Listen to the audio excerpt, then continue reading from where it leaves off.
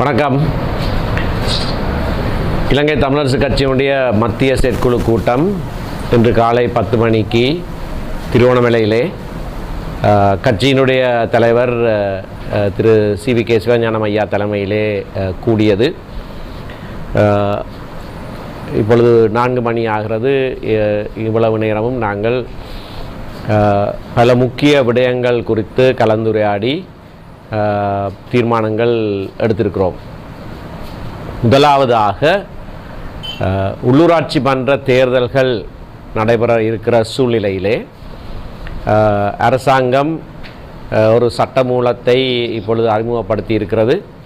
அதன் பிரகாரம் ஏற்கனவே தாக்கல் செய்யப்பட்ட வேட்புமனுக்கள் நிராகரிக்கப்பட்டு புதிதாக வேட்புமனுக்கள் ஏற்றுக்கொள்ளப்பட வேண்டும் என்கின்ற சட்ட திருத்தம். ஆனால் தேர்தல் முறைமை ஏற்கனவே இருந்த அதே முறைமையிலே தான் நடத்தப்பட இருக்கிறது. ஆகவே இப்படியான சூழ்நிலையிலே 2023 ஜனவரி மாதத்திலே தாக்கல் செய்யப்பட்ட வேட்பு மனுக்கள் இருக்கத்தக்கதாக நாங்கள் திரும்பவும் இப்பொழுது கட்சி சார்பாக நாங்கள் போட்டியிடுகிற அனைத்து உள்ளூராட்சி சபைகளுக்கும் புதிதாக வேட்புமனுக்கள் எப்படியாக தாக்கல் செய்ய வேண்டும் என்பதை குறித்த கலந்துரையாடல். அதிலே ஏற்கனவே நாங்கள் வேட்பாளராக நியமித்தவர்கள் சம்பந்தமாக பேசப்பட்டது. அதிலே பலர் தேர்தல் வேலையை ஆரம்பித்து பரப்புரைகளை செய்ய ஆரம்பித்திருந்தார்கள். விடுமுறை எடுக்க வேண்டியவர்கள் ஏற்கனவே தங்களுடைய தொழில்களிலிருந்து லீவ் எடுத்திருந்தார்கள். திரும்ப வேலைக்கு செல்ல முடியாத ஒரு சிக்கல் ஏற்பட்டிருந்தது.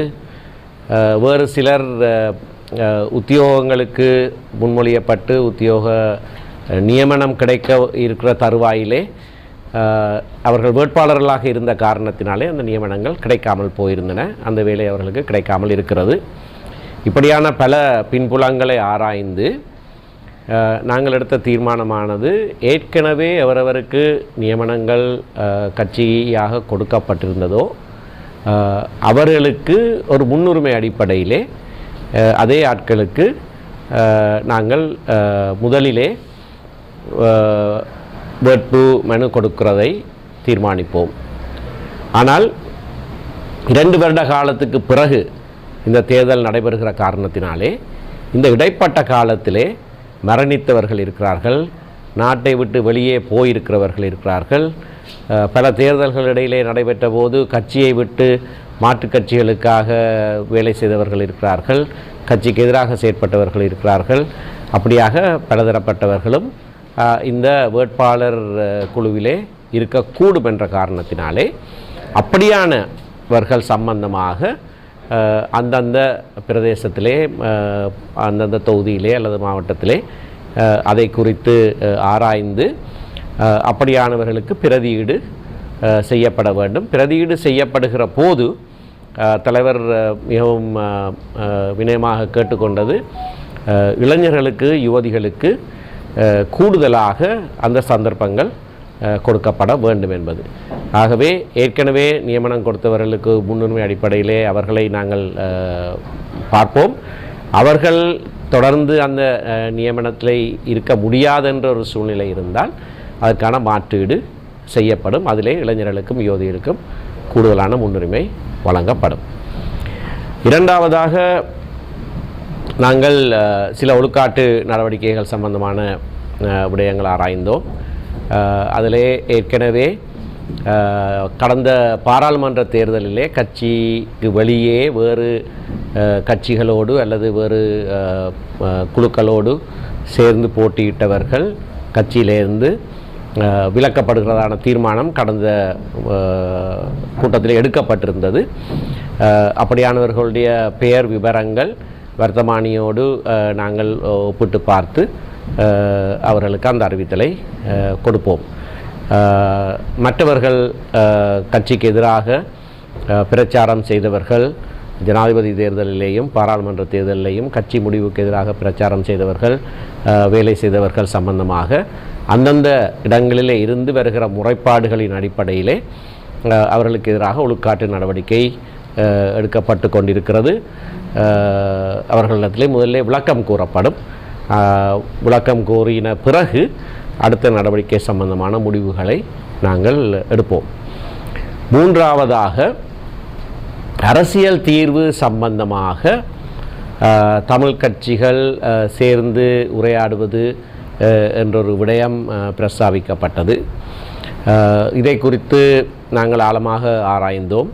கடந்த பல வருடங்களாக ஏற்படுத்தப்பட்ட பல முன்னகர்வுகள், அரசியல் தீர்வு முயற்சிகள், அது சம்பந்தமாக எங்களுடைய கட்சி எடுத்திருக்கிற நிலைப்பாடு, எங்களுடைய கட்சி முன்வைத்த வரைவுகள், எங்களுடைய கட்சி உருவாக்கப்பட்டதே ஒரு ஆட்சி முறை மாற்றத்தை, சமஷ்டி முறை மாற்றத்தை ஏற்படுத்துவதற்காக. ஆகவே எங்களுடைய கட்சியினுடைய ஒரே இலக்கு அதுவாகத்தான் இருக்கிறது. ஆகவே அரசியல் தீர்வென்று சொல்லுவது தான் எங்களுடைய கட்சியினுடைய ஒரே இலக்காக இருக்கிறது. அதுவும் சமஷ்டி கட்சி என்ற பெயரையும் கொண்ட நாங்கள் சமஷ்டி கட்டமைப்பிலான ஒரு அரசியல் தீர்வை தான் வலியுறுத்துவோம். அதைத்தான் நாங்கள் முன்னகர்த்துவோம்.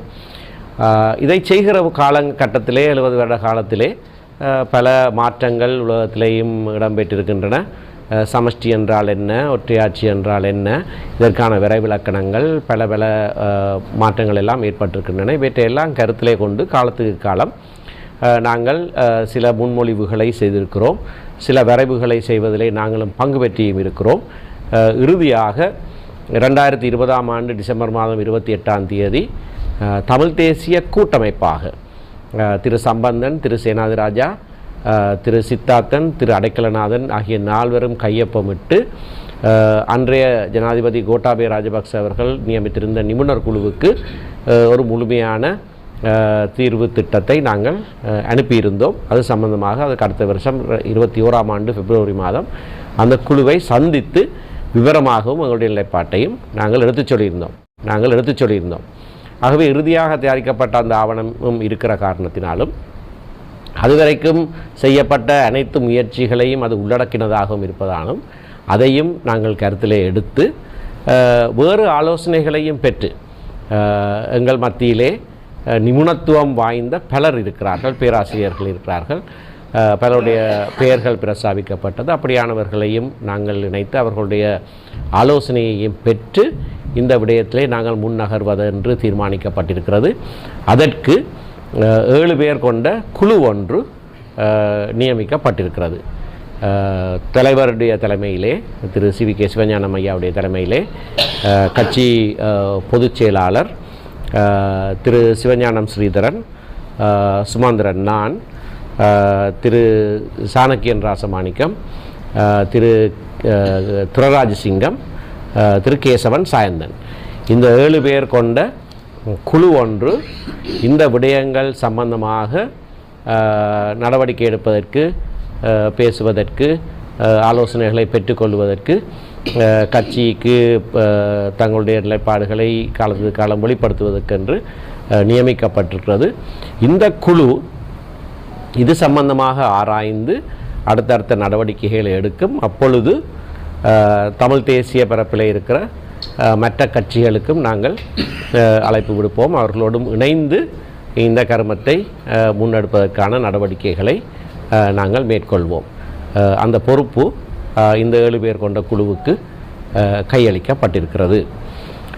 இதற்கு மேலதிகமாக கட்சி சம்பந்தமான வழக்குகள் பற்றியும் ஆராயப்பட்டது. ஒரு வழக்கு மார்ச் மாதம் 20ஆம் தேதிக்கு தேதியிடப்பட்டிருக்கிறது. யாழ்ப்பாண மாவட்ட நீதிமன்றத்தில் இருக்கிற வழக்கு.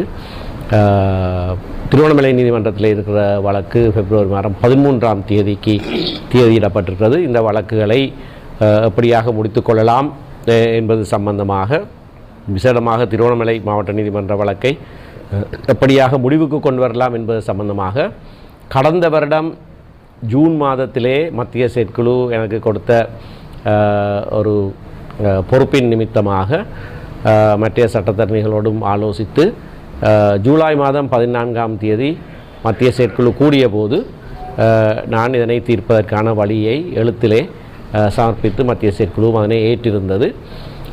ஆனால் அதற்கு பிறகு நீதிமன்ற அமர்விலே சில தரப்பினருடைய சட்டத்தரணிகள் சமம் அளிக்காத காரணத்தினாலே வழக்கு பின்போடப்பட்டிருக்கிறது. அந்த அடிப்படையிலே அதை தீர்ப்பதற்கு மத்திய செயற்குழுவினுடைய அனுமதி இருக்கிறது. மற்றவர்களும் இந்த வழக்கிலே சம்பந்தப்பட்ட மற்றவர்களும் அதற்கு இணங்கிக் கொண்டால் அதனை அன்றைய தினத்துக்கு நாங்கள் முடிவுக்கு கொண்டு வரலாம். அதனுடைய அடிப்படை என்னவென்று சொன்னால், வழக்காளி கடந்த வருடம் ஜனவரி மாதம் 21ஆம் தேதியும் 27ஆம் தேதிகளிலேயும் கட்சியினுடைய பொது சபை கூட்டப்பட்ட போது அந்த பொது சபையினுடைய சேர்க்கை தவறானதாக இருந்திருக்கிறது. அதாவது 156 பேர் தான் ஆகக்கூடிய எண்ணிக்கையாக இருந்திருக்கக்கூடிய போது 346 பேர் அந்த கூட்டத்திலே கலந்து கொண்டிருந்தார்கள் என்றும் 320க்கும் மேற்பட்டவர்கள் தலைவர் தெரிவிலே வாக்களித்திருந்தார்கள் என்றும் அந்த பொதுச்சபை சேர்க்கை யாப்புக்கு முரணானது என்றும் குறை கூறி அதுதான் கட்சி அந்த வழக்கினுடைய பிரதான முறைப்பாடாக இருக்கிறது. அதை சரி அந்த அவருடைய முறைப்பாடு சரியானது என்று ஒத்துக்கொண்டு திரு மாவை சேனாதராஜா, திரு ஸ்ரீதரன், திரு குகதாசன், திரு யோகேஸ்வரன் ஆகிய 4 பேரும் நீதிமன்றத்திலே ஏற்றுக்கொண்டிருக்கிறார்கள். வழக்காளி கேட்கிற நிவாரணங்களை கொடுப்பதற்கு நாங்கள் சம்மதிக்கிறோம், அவர் கோரிய அடிப்படை சரி என்று ஏற்றுக்கொண்டிருக்கிறார்கள். கட்சியுடைய நடவடிக்கை அப்படியாக தவறாக செய்யப்படவில்லை என்று நாங்கள் எழுத்திலே மற்றவர்கள் சொல்லியிருக்கிறோம். ஆனால் வழக்கை முடிவுக்கு கொண்டு வருவதற்காக இந்த 4 பேரும் வழக்காளி சொல்லியிருக்கிற இந்த அடிப்படையை ஏற்றுக்கொண்டு ஏற்கனவே நீதிமன்றத்திலே வழக்கேட்டிலேயும் கையெழுத்தும் விட்டிருக்கிற காரணத்தினாலே அந்தப்படியே வழக்கை முடிவுறுத்துவதற்கு நாங்கள் நடவடிக்கை எடுக்கலாம். அப்படியாக செய்தால் பொதுச்சபை சரியான சேர்க்கையாக சரியான விதத்திலே அதற்கு பின்னர் கூட்டப்பட வேண்டியதாக இருக்கும். ஆனால் வழக்கு நீண்டு கொண்டு போவது இழுபடுவதற்கு காரணம் நாங்கள் அல்ல. மத்திய செயற்குழு சென்ற வருடம் ஜூலை மாதத்திலேயே இதை தீர்ப்பதற்கான வழிமுறையை அனுமதித்திருக்கிறது. ஆகையினாலே இதனை வழக்கு நீண்டு கொண்டு போகிறது என்ற குற்றச்சாட்டு அதனை நீடிக்க செய்கிறவர்களை மட்டும்தான் சாரும். நன்றியா. ஒரு கேள்வி, உங்களோட கட்சி இந்த முறை உள்ளூராட்சி தேர்தலில் வேறு கட்சிகளோட கூட்டணி செய்து தேர்தலில் கிளம்புற சந்தர்ப்பங்கள்? தமிழரசு கட்சியாகத்தான் போட்டியிடும். ரெண்டாவது, காலம் முடியும், அதெல்லாம் மீள புனரமைக்க சம்பந்தமாக முடிவுகள் அது சென்ற சில கூட்டங்கள் அதை பற்றி பேசப்பட்டது. எந்தெந்த மூலக்களை எந்தெந்த காலகட்டத்திலே புதுப்பிக்கப்பட வேண்டுமோ அது அந்தந்த காலகட்டத்திலே புனரமைக்கப்படும் என்று சொல்லப்பட்டிருக்கிறது.